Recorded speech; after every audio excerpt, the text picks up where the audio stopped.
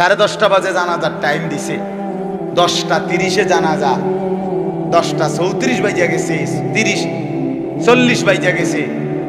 কিছু মানুষের এই পরিমাণ অস্থিরতা, এই মিয়া টাইম টেবিল ঠিক রাখো না, কইলা 10:30টায় জানাজা, 10টা মিনিট ওভার হয়ে গেছে, কতক্ষণ খাড় করায় রাখবা? মানে উনি ব্যস্ত, ওনার এই 10 মিনিট সময় নাই।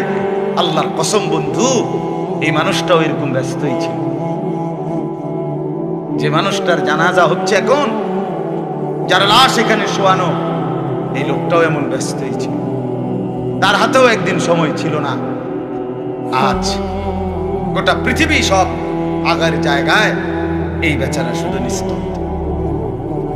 চোখের সামনের জলজ্জান্ত মানুষটা স্তব্ধ, আর হাত নড়ে না, পাও নড়ে না, আর চোখ নড়ে না।